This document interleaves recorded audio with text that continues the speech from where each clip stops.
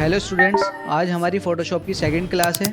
इस वीडियो में हम पेन टूल चलाना सीखेंगे कि पेन टूल से हम किस तरह से कटिंग करके किसी भी इमेज का बैकग्राउंड चेंज कर सकते हैं। तो चलिए स्टार्ट करते हैं।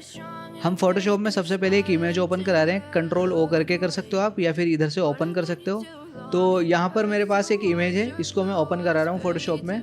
और जब हमने इसको ओपन कराया तो यहाँ पर हमारी इमेज आ चुकी है। अगर आप किसी भी इमेज को कंट्रोल जे प्रेस करते हो लेयर्स में, तो उस लेयर की कॉपी हो जाती है। पर अभी हमें कंट्रोल जे नहीं करना है, हम चला के देख रहे हैं पेन टूल। तो पेन टूल की शॉर्टकट होगी आपकी पी। पेन टूल, इसकी शॉर्टकट क्या होगी? पी। आप पी प्रेस करोगे तो आपका पेन टूल सेलेक्ट हो जाएगा इधर टूल बार में। और जब अगर आप इस पर थोड़ी देर क्लिक करके रखेंगे तो इसके अंदर और काफ़ी सारे ऑप्शन हैं, जैसे फ्री फॉर्म पेन टूल है, कर्वेचर पेन टूल है, ये सारे अलग अलग हैं। पर अभी हम इसमें सिर्फ पेन टूल यूज़ कर रहे हैं। तो हमने क्या करा, पेन टूल सेलेक्ट किया।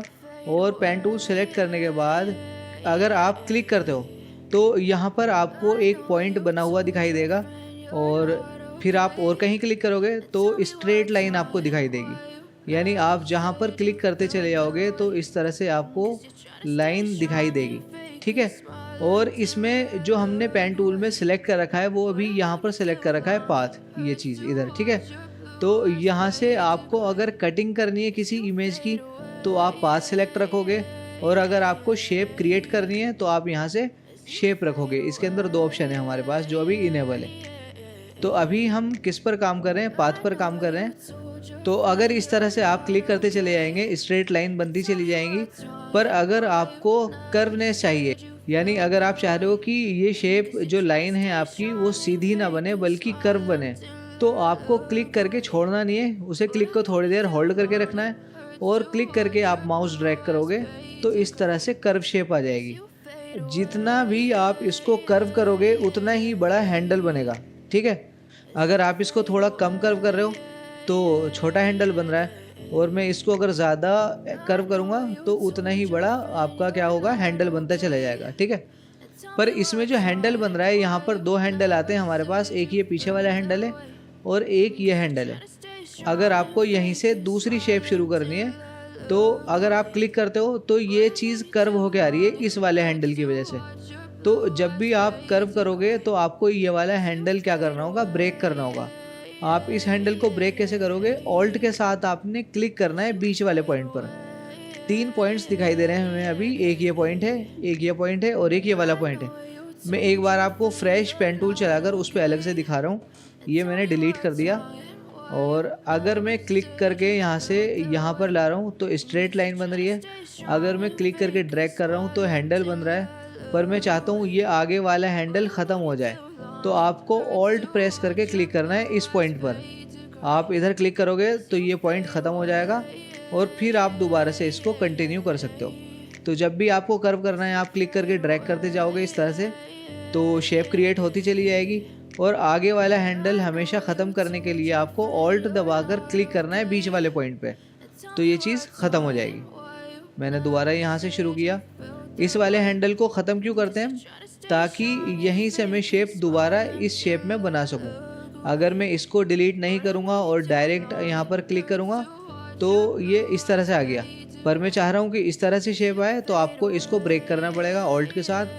एंड आप फिर दोबारा उस पर क्लिक करके इसको आगे कंटिन्यू कर सकते हो। ठीक है। तो हम इसकी कटिंग करते हैं एक बार। मैंने जूम कर लिया इसको यहाँ से। और जब भी आप इसमें कटिंग करोगे तो आपको पेन टूल जो है वो बहुत ज़्यादा बाहर भी नहीं रखना है और बहुत ज़्यादा अंदर भी नहीं करना है। अगर बहुत ज़्यादा बाहर होगा तो बाहर की इमेज दिखाई देगी, और अगर ज़्यादा अंदर किया तो जो हमारा मेन ऑब्जेक्ट है वही कट जाएगा, रिमूव हो जाएगा। तो 1-2 पिक्सल्स आपने इधर उधर रखने हैं। हमने यहाँ पर क्लिक करा और यहाँ से यहाँ तक अभी स्ट्रेट लाइन है, तो मैंने इधर आके क्या करा, सिंगल क्लिक कर दिया तो ये स्ट्रेट लाइन आ गई। पर यहाँ पर हल्का सा कर्व आ रहा है, तो मैं इसको क्लिक करूँगा और क्लिक करने के बाद ड्रैग करूँगा तो इस तरह से कर्व शेप बन चुकी। और इस हैंडल को ब्रेक करने के लिए ऑल्ट के साथ में क्लिक कर दूँगा इधर, तो ये हैंडल ब्रेक हो जाएगा। और फिर मैं आगे इसको अपनी कटिंग को, पाथ को कंटिन्यू कर सकता हूँ। फिर हम इधर आ गए और यहाँ पे आके हमने इस तरह से ड्रैग किया इसको, और फिर दोबारा इधर आ गए। अभी क्योंकि हम स्ट्रेट लाइन ला रहे हैं तो यहाँ पर मैंने ऑल्ट यूज़ नहीं किया क्योंकि लाइन सीधी स्ट्रेट आ रही है। जहाँ पर आप कर्व बनाओगे वहाँ पर आपको इसको हैंडल को मूव करने की ज़रूरत पड़ेगी। और अगर आपका ये हैंडल उसी डायरेक्शन में जा रहा है जिस डायरेक्शन में आपको पाथ ले आना है तो इसको रिमूव करने की ज़रूरत नहीं है। तो हम यहाँ पर लिया इस तरह से। और अगर ये पॉइंट आपका गलत लग जाता है, थोड़ा ज़्यादा अंदर हो गया या ज़्यादा बाहर हो गया, तो आप क्या करोगे, कंट्रोल दबा के इस पॉइंट को सिलेक्ट करके इधर उधर मूव भी कर सकते हो इस तरह से। मैंने इसको यहाँ लाके रखा, दोबारा इधर क्लिक किया और फिर कर्व बना दिया। अब ये कर्व मुझे यहाँ से सीधा लाना है, पर इस हैंडल की वजह से ये इस तरह से घूम के आ रहा है। तो आप क्या करोगे, ऑल्ट के साथ यहाँ पर क्लिक करोगे या फिर इस हैंडल को मूव कर दोगे इसी डायरेक्शन में, इसी डायरेक्शन में इसको ले आओगे तो भी ये आपका जो है कटिंग सीधी आ जाएगी। इस तरह से लाया घुमाकर, यहाँ पर लिया है। तो इसी तरह से आपको पूरी इमेज पर कटिंग पेन टूल से बनाते हुए चली जानी है, यानी आपको पाथ बनाते हुए इसी तरह से चले जाना है। यहाँ पर लिया है, इधर लिया है। कंट्रोल से आप पीछे वाले हैंडल को मूव कर सकते हो और ऑल्ट से आगे वाले हैंडल को।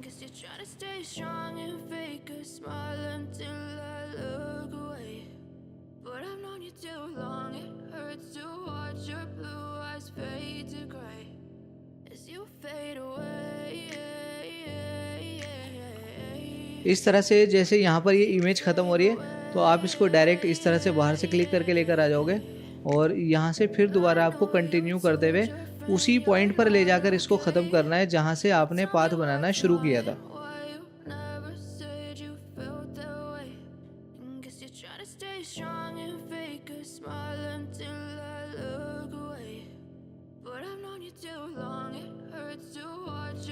तो ये हमारी कटिंग पूरी होने वाली है और जहाँ से हमने स्टार्ट किया था उसी पॉइंट पर ले आकर हमने पाथ को क्लोज़ कर दिया। ठीक है, ये पूरा पाथ कंप्लीट होने के बाद आपको क्या करना है, इस सिलेक्शन को एक्टिव करना है। ठीक है, सिलेक्शन एक्टिव करने के लिए क्या करोगे आप, इसको बोलते हैं हम मेक सिलेक्शन। ठीक है, मेक सिलेक्शन, इसकी शॉर्टकट होगी आपकी control plus enter. Control enter आप प्रेस करोगे तो जो आपने पाथ बना रखा है उसकी सिलेक्शन बन जाएगी, इसको बोलते हैं हम मेक सिलेक्शन। तो हमने कंट्रोल एंटर किया, कंट्रोल एंटर करते ही आपकी सिलेक्शन यहाँ पर एक्टिव हो चुकी, जो कि आपको इस तरह से चलती हुई दिखाई दे रही है। मैं कंट्रोल Z करके दिखा रहा हूँ, ये भी आपका नॉर्मल पाथ है और आप कंट्रोल एंटर करोगे तो आपकी सिलेक्शन इस तरह से चलती हुई दिखाई देगी। अब सिलेक्शन बनाने के बाद अगर आप किसी भी लेयर की कॉपी करते हो तो सिर्फ इतना ही पार्ट कट होके बाहर आ जाएगा।